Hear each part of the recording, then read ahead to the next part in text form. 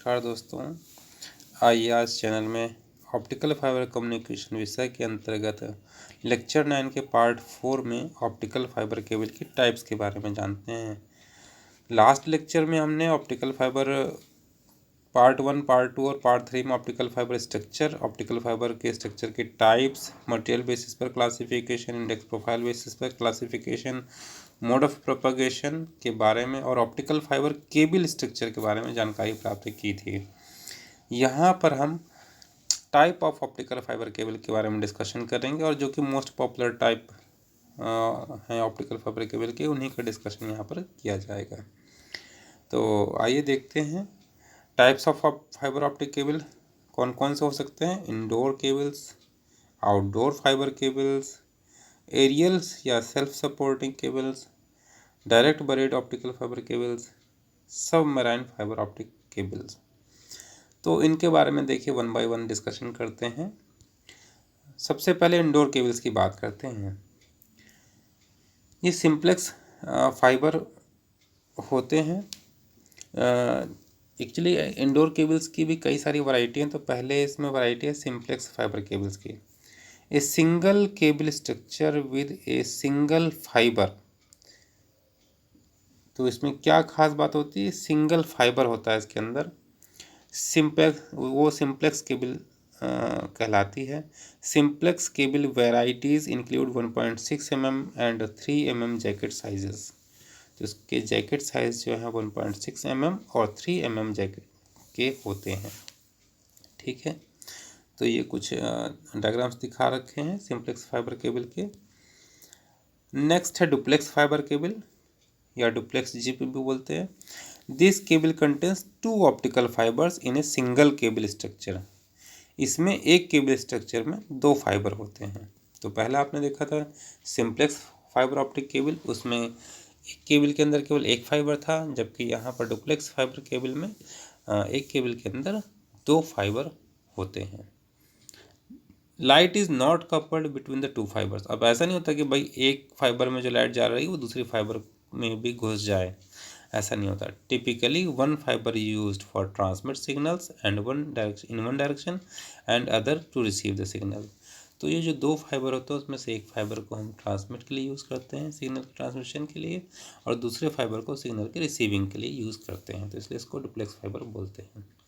ठीक है, तो ये यहाँ पर एग्जाम्पल दे रखा है डुप्लेक्स फाइबर का। बीच में सेंटर पर एक फाइबर है और बाहर एरामिड यार्न लगा हुआ है।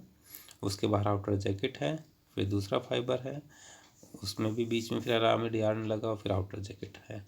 तो इस प्रकार का स्ट्रक्चर्स आप यहाँ पर देख सकते हैं। फिर ये बाहर जो है वो एरामिड यार्न और प्लास्टिक कोटिंग, प्लास्टिक जैकेटिंग कर रखी है। तो वो सारी चीज़ें हैं इसमें। नेक्स्ट देखते हैं डिस्ट्रीब्यूशन फाइबर केबल्स। देखिए, this compact building cable consist of individual 900 micrometre buffered fibre. ये बेसिकली इसके अंदर 900 माइक्रोमीटर बफर्ड फाइबर केबल इसके अंदर होता है। और this is smaller in size and cost less than breakout cable. अभी आगे हम देखेंगे ब्रेकआउट केबल। तो इसकी कॉस्ट, डिस्ट्रीब्यूशन केबल की कॉस्ट ब्रेकआउट केबल से कम होती है। कनेक्टर्स में be installed directly on 900 micrometre buffered fibre at breakout box location. तो जहाँ भी हमें इसमें कनेक्टर्स जो है आसानी से इंस्टॉल कर सकते हैं इस टाइप की केबल में।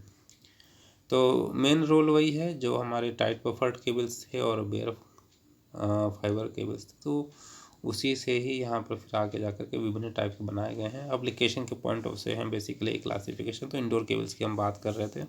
तो आइए देखते हैं ब्रेकआउट फाइबर केबल्स क्या होता है। Breakout fibre cables also called fan out cables. इनको फैन आउट केबल भी बोलते हैं।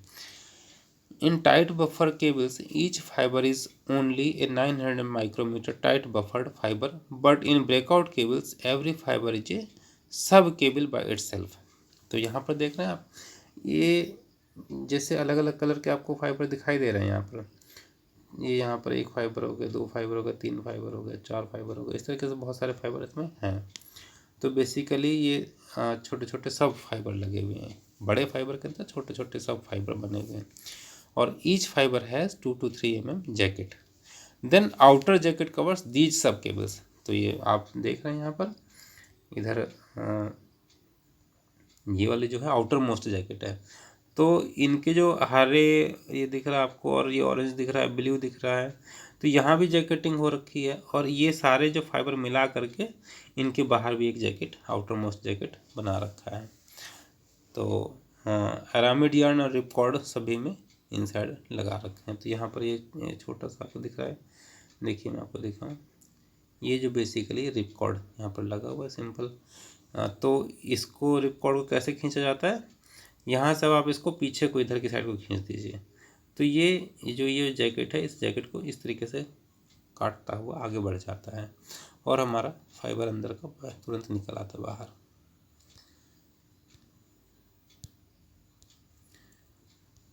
तो आइए आगे देखते हैं। This design allows users to divide the cable to serve users with individual fibres without the need for patch panel. तो बेसिकली क्योंकि ये छोटे छोटे फाइबर्स ना इसमें डले होते हैं, तो हम इंडिविजुअली जैसे हम कॉपर केबल को हम डिफरेंट यूजर्स को दे देते हैं, तो ऐसे यहाँ पे भी डिस्ट्रीब्यूशन आराम से कर सकते हैं। तो पैच पैनल नहीं लगाना पड़ता हमें अलग से। Breakout cable enables the quick installation of connectors onto 2+ mm robust jacketed fiber। तो इसमें जो है कनेक्टर का इंस्टॉलेशन भी थोड़ा सा आसान होता है और अलग अलग कनेक्टर लगा करके हम आगे सब्सक्राइबर को या यूज़र को कनेक्शन दे सकते हैं। और नेक्स्ट एक बहुत अच्छी वैरायटी चल रही है आजकल रिबन फाइबर केबल की।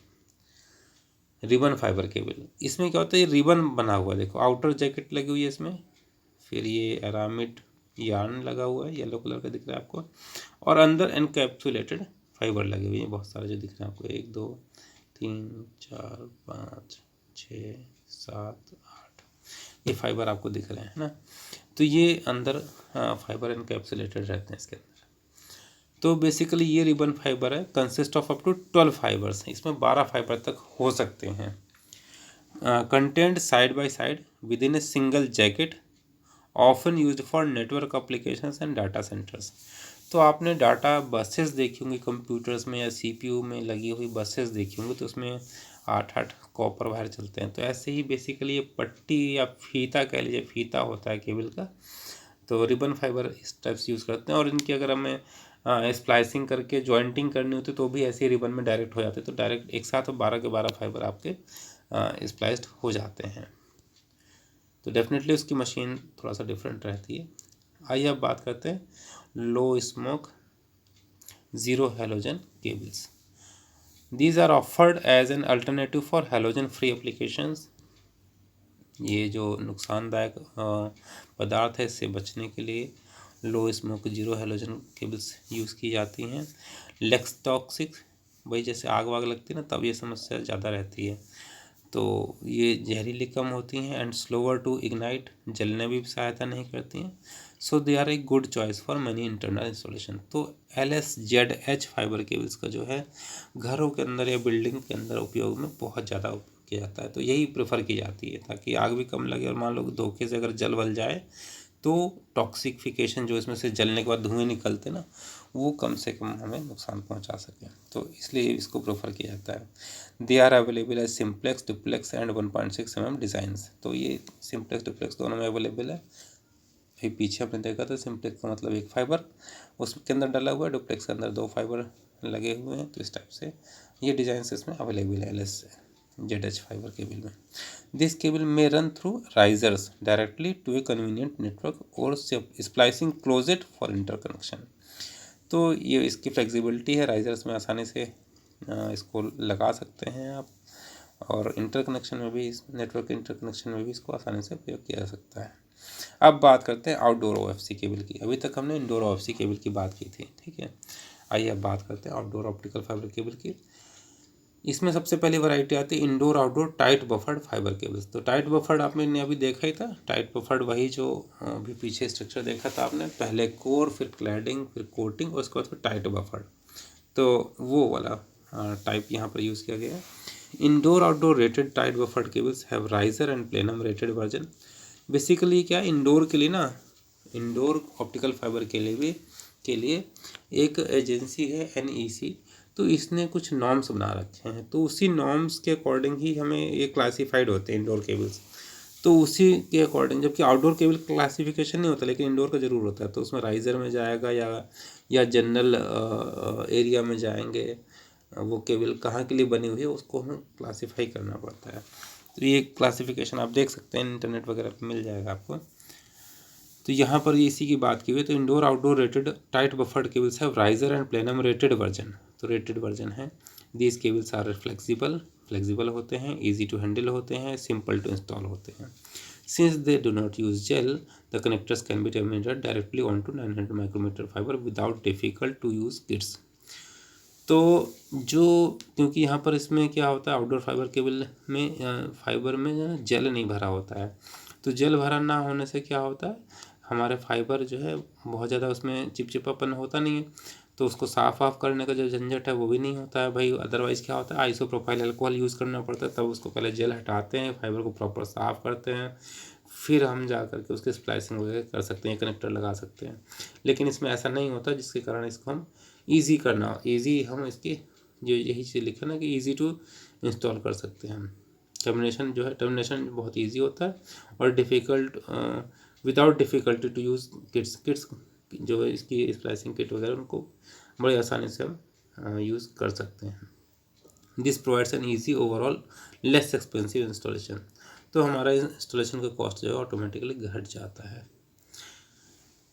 Tube encloses multiple coated fibers that are surrounded by a gel compound। अब दूसरी वैरायटी है आउटडोर केबल्स में, outdoor loose tube fibre optic cable. अभी टाइट बफर्ड की बात की थी जो इंडोर भी थे, यहाँ पर अगर आप देख सकते हैं indoor outdoor tight buffered cable की बात की थी, और अब हम लूज ट्यूब की बात करते हैं। लूज ट्यूब में हम किस टाइप के यूजुअली केबल यूज़ करते हैं, जिसमें कोर क्लैडिंग और कोटिंग होती है, यानी कि बेयर फाइबर की बात करते हैं।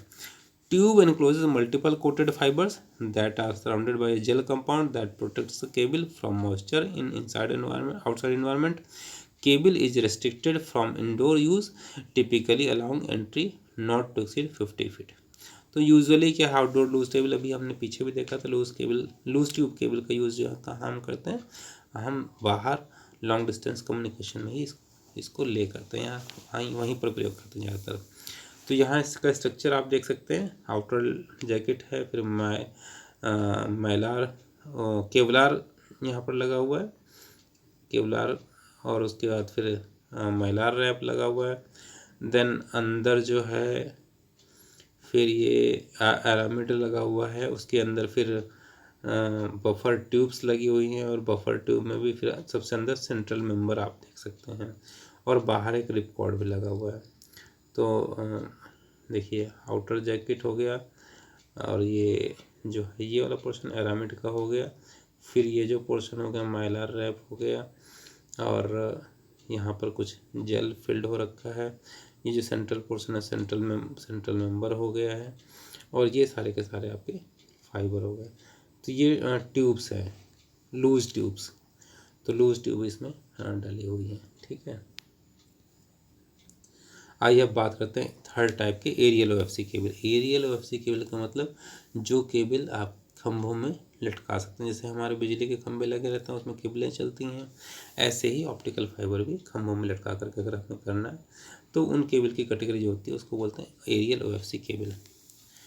फाइबर ऑप्टिक केबल्स या aerial oblique self supporting fibre cables are designed to be strung from poles outdoors and most can also be installed in underground ducts। तो ये केबल इस प्रकार से बनी होती हैं कि बाहर जो है खंभों पर लटकाई जा सके, और अंडरग्राउंड ज़मीन के नीचे डक्ट के भीतर भी डाली जा सके। डक्ट मतलब वहाँ पहले से ही नाली बनी हुई है, पाइप डला हुआ है, उसके अंदर फिर ऑप्टिकल फाइबर केबल डाल रहे हैं, तो वो भी इसमें इन केबलों को यूज़ कर सकते हैं। They have internal stress members of steel और aramid yarn that protects fibre from stress. तो इसके अंदर स्टील का एक स्ट्रेंथ मेंबर भी लगा होता है जो स्ट्रेस मेंबर होता है कहलाता है, और वो फाइबर को स्ट्रेस से बचाता है। फाइबर देखिए सबसे भीतर लगा हुआ होता है, तो बाहर अगर स्टील मेंबर लगा हुआ है तो जब आप केबल को लटका देते हैं तो वो स्टील मेंबर के ऊपर ही लोड रहता है, और फाइबर जो है क्योंकि लूज ट्यूब होते हैं तो फाइबर अंदर आराम से लूज ट्यूब में जो जगह होती है उसके अंदर आराम से वो तैरता रहता है, एक तरीके से जल के अंदर तैरता रहता है। Aerial cable provides ease of installation and reduces time and cost. This cable can easily be separated between the fiber and the messenger. Temperature range -55 to +85 degree Celsius. तो ये जो केबल हैं ये मैसेंजर बेसिकली है क्या, वो जो खंभे होते हैं उसमें लटकाने के लिए होता है। तो इन केबलों को आसानी से सेपरेट किया सकता है फाइबर, और इसकी टेम्परेचर रेंज जो है -55 से +85 डिग्री सेल्सियस तक इन केबलों की टेम्परेचर बियरिंग रेंज होती है। इन केबलों को आसानी से हम इंस्टॉल कर सकते हैं और इससे हमारा केबल इंस्टॉलेशन कॉस्ट भी और समय की भी बचत होती है। नेक्स्ट है डायरेक्ट बरीड केबल। ये जो ज़मीन के अंदर सीधे दबा दी जाती हैं, बिना डक्ट के दबा दी जाती है, उसको डायरेक्ट बरीड केबल बोलते हैं। ये हमेशा आर्मर्ड फाइबर केबल हम यूज़ करते हैं। आर्मर्ड का मतलब ये होता है कि जो फाइबर स्ट्रक्चर है, जैसे फाइबर स्ट्रक्चर है तो इसके बाहर आपके लोहे का एक स्ट्रक्चर लगा हुआ होता है, तो वो प्रोटेक्ट करता है चीज़ों को। The armoured cables are similar to outdoor cables but include an outer armour layer. तो इसमें क्या यूज़ होता है, outer armour layer for mechanical protection and to prevent damage. They can be installed in ducts और aerially और directly buried underground. Armour is surrounded by a polyethylene jacket.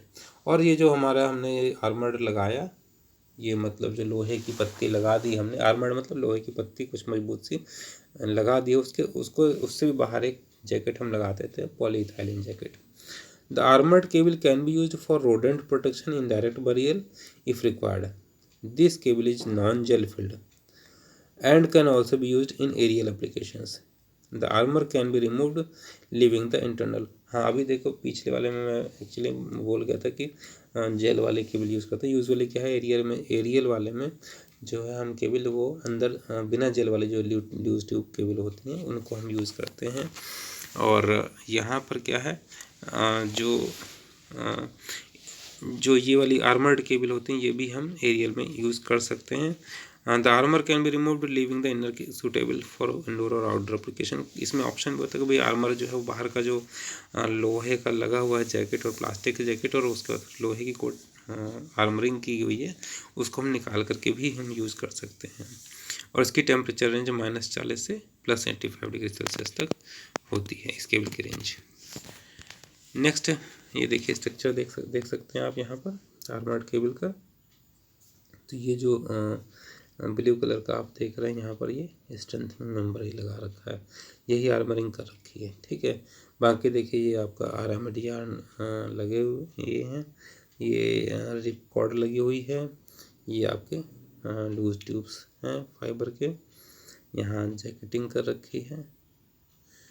तो इस प्रकार, और ये सबसे बाहर outer most jacket black colour की जो दिखा रखी है। अब पांचवें वैरायटी देखते हैं सब मराइन ऑप्टिकल फाइबर केबल। सब मराइन ऑप्टिकल फाइबर केबल जो हैं वो समुद्र के भीतर गहराई में डाली जाती हैं। Submarine cables are used in fresh और salt water to protect them from damage by fishing trawlers and the boat anchors. They have elaborately designed structure and armours. तो इनको बहुत ही ध्यान से इसका स्ट्रक्चर बनाया जाता है और इनमें आर्मरिंग की जाती है ताकि जो मछली वाले हैं, मछली पकड़ने वाले हैं, वो यात्रा कर रहे हैं और जो नाविक हैं वो अपनी नाव वगैरह भी खड़ी करते हैं, तो उन सब से बचाने के लिए इस हिसाब से हम इसको डिज़ाइन करते हैं। Long distance submarine cables are specially complex design. Long distance जो सबमराइन केबल होते हैं उनको और भी ज़्यादा स्पेशली डिज़ाइन किया जाता है क्योंकि वहाँ बिजली के कनेक्शन भी साथ साथ ही उस केबल के अंदर ही ले जाते हैं, तो इसलिए उसके हिसाब से भी हमें डिज़ाइन करनी पड़ती है। तो ये एक सिंपल एग्जांपल दे रखा है सबमराइन केबल के स्ट्रक्चर का। सबसे पहले देखिए आप ऑप्टिकल फाइबर देख सकते हैं, ये येलो कलर का दिखा रखा है, फिर नायलॉन शीथ लगी हुई, फिर ये कॉपर क्लैड लगा हुआ है, फिर नायलॉन शीथ लगी हुई है, और उसके बाहर फिर हाई स्ट्रेंथ स्टील वायर्स देख सकते हैं। उसके बाद फिर sealed copper wire, copper tube है, फिर प्रोपाइलिन जैकेट है, उसके बाद फिर प्रोपाइलिन स्लीविंग है, और उसके बाद फिर गैल्वेनाइज्ड स्टील वायर्स हैं, और ये देखिए यहाँ पर भी गैल्वेनाइज्ड स्टील वायर लगे हुए हैं। उसके बाद फिर यहाँ भी आउटर में भी लगा रखा है, सबसे बाहर नायलॉन केबल लगा रखी है। तो इस प्रकार से कई लेयर की इसमें स्ट्रेंथ और प्रोटेक्शन दी जाती है पानी से भी, और जो ये फिशर्स हैं उनसे भी, बोट वगैरह जो खड़ी करते हैं, एंकरिंग करते हैं, उनसे ही प्रोटेक्ट करना होता है।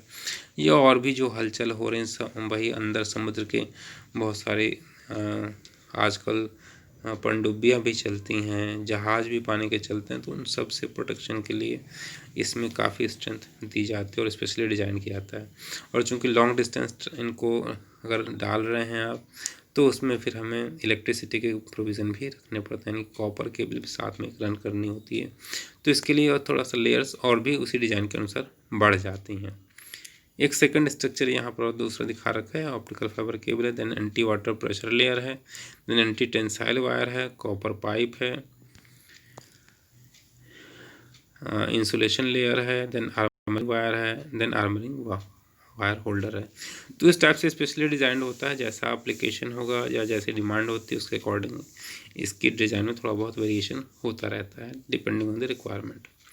तो आइए देखते हैं अब, ये मैंने आपको केबल के ऑप्टिकल फाइबर केबल के टाइप भी बता दिए हैं, उससे पहले लेक्चर में स्ट्रक्चर बता दी, और उससे पहले लेक्चर में ऑप्टिक फाइबर के स्ट्रक्चर और टाइप के भी डिस्कशन कर लिए हैं।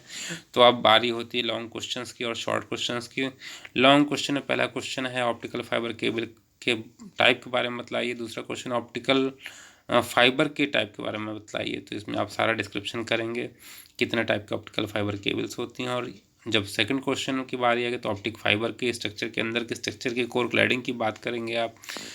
पहले क्वेश्चन में ऑप्टिकल फाइबर केबल की बात की है तो केबल की ही बात करेंगे, दूसरे में ऑप्टिक फाइबर की बात की है तो ऑप्टिक फाइबर की बात करेंगे आप।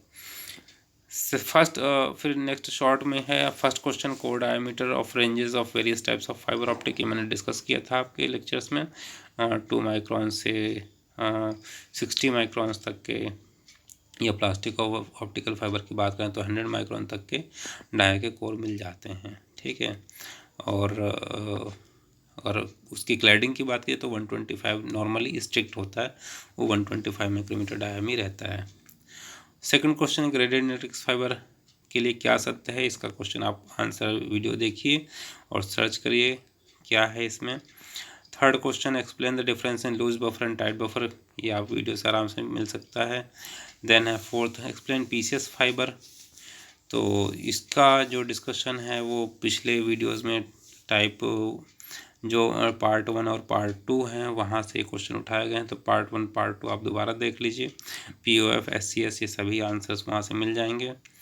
और सातवां क्वेश्चन है refractive index of the core should be greater than the cladding, ये इसी वीडियो में पहले में ही शुरू में फर्स्ट चैप्टर में बताया गया था कि कोर का रिफ्रैक्टिव इंडेक्स ज़्यादा होना चाहिए क्लैडिंग से। क्यों? क्योंकि हमें टोटल इंटरनल रिफ्लेक्शन की आवश्यकता होती है, और अगर क्लैडिंग का रिफ्रैक्टिव इंडेक्स कोर से थोड़ा कम होने की वजह से कोर क्लैडिंग इंटरफेस पर टोटल इंटरनल रिफ्लेक्शन की जो प्रक्रिया उसमें सहायता मिलती है। तो इस प्रकार से प्रकाश किरण इसके अंदर आगे बढ़ सकती है। तो आपने ये वीडियो देखी और कोई भी इसमें दिक्कत आती है आप ज़रूर से ज़रूर पूछिएगा। चैनल को सब्सक्राइब करिए, लाइक करिए और शेयर करिए, और कमेंट करके ज़रूर बताइए कि क्या आपकी समस्याएं हैं, ताकि उन समस्याओं का निदान किया जा सके। मुझे यहाँ पर सुनने के लिए बहुत बहुत धन्यवाद। Thank you.